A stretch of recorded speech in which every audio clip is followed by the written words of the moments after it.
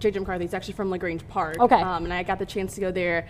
I wanted to get a feel of, what this small town that he grew up in, what it was like, how he's inspired them. So I got the chance to talk to his old high school coach, Tim Rackey, Dr. Jim DeCipio, who's the village president of Grange Park. Talked to went to Forest Road Elementary School, talked to some teachers that taught his siblings as well. So it's just a really cool story about seeing how when he first won the national championship in 2018 with Michigan, he in his post-game interview said, "I'm just a kid from Grange Park, Illinois, trying to do the best that I can." I do remember that. Yeah.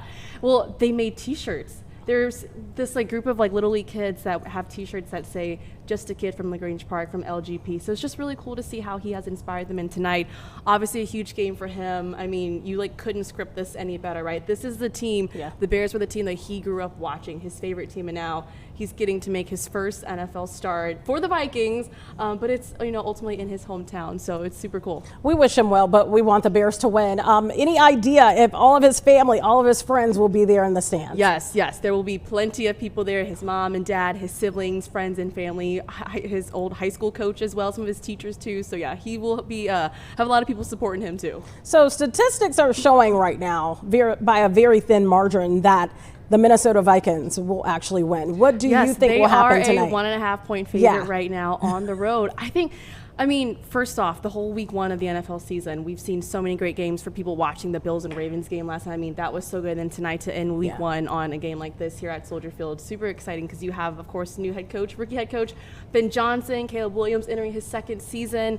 And then, I mean, when you look at this game really in depth, I think for me, something I'm going to be watching is how does Ben Johnson work with the pieces that he has right now offensively and go up against this Brian Flores defense, because when he was in Detroit, he beat them 4 times. The Brian Flores defense allowed 30 or more points there when he faced Ben Johnson in Detroit. So it's kind of like a chess match. A chess match that we're all looking forward to. So tonight is the premiere of Game Day Live, 5:30. Yes. Where will you be as you're covering? I will be at Waldron Deck, and then Lou and Anthony, all 3 of us will be out there. Then Cassie Carlson will be at Soldier Field. So it's our first time that we're bringing our pregame show essentially out, bringing it out there to the fans. So we'll be in the trenches there with you guys, and it starts at 5:30. We'll go till 7 o'clock, and then we're debuting a new digital post-game show called After the Whistle. So I'll be joined by former Bears quarterback Jim Miller and ESPN Pat, the designer, as well. So we'll be breaking down the game. So we've got a lot going on here. We'll be everywhere. It's a lot of moving parts. Yes. I know you have somewhere to be, but tell us if you had to give a score prediction. I know a lot of people don't like to do this, but if you had to, what would be the score? What would it look like to you? We talked about this last night on Chicago Sports Tonight when I was with Lou. I say Bears win 24-21. Oh, that's close. Yes, I think it's going to be a close game. No, I think Caleb Williams, obviously, the first few weeks, it's not going to be perfect, but I feel like this game is going to get off to a good start, and of course, Ben Johnson making his Ben Johnson era officially kicking off. So, a lot to look forward to. How fun is it for you to be out there tonight? First game of the season, official game of the season. I was on the phone with a friend coming to work, and I was just saying how just driving around the city. It's a different vibe, right?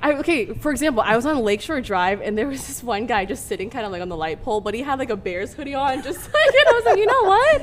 Yeah, this season officially kicks off today for the Bears. So probably just waiting for the game to start hanging out. He was literally sitting there just on this light post on Lakeshore Drive and with his Bears hoodie, and I'm like, honestly, that's a mood. Same. We're all excited. We're all can't wait for the season. And the weather is a decent for it, because sometimes it's super cold. Yes. So I think everybody's cool with it. I know it's not fall just yet, and I feel like I've been getting some flack on social because they're like, it's not fall yet, but you know what? It is. To me, kind of when football season starts, it is essentially fall to me. So yeah. You do a great job. We're looking forward to your coverage tonight. I'll be watching at home. I wanted to go to the game, but like I was telling someone, the joy of being at home too is to be able to see the interviews that you guys get up close and personal, because a lot of times when you're at the stadium, you're just, you see them on the field and that's it. You don't get to see them up close and personal, their thoughts about the game, what could have been different, what could have been better, what could have been, Obviously, I feel like when you're working it, it's so much better to be out there, because you can get a sense of what the fans are feeling, even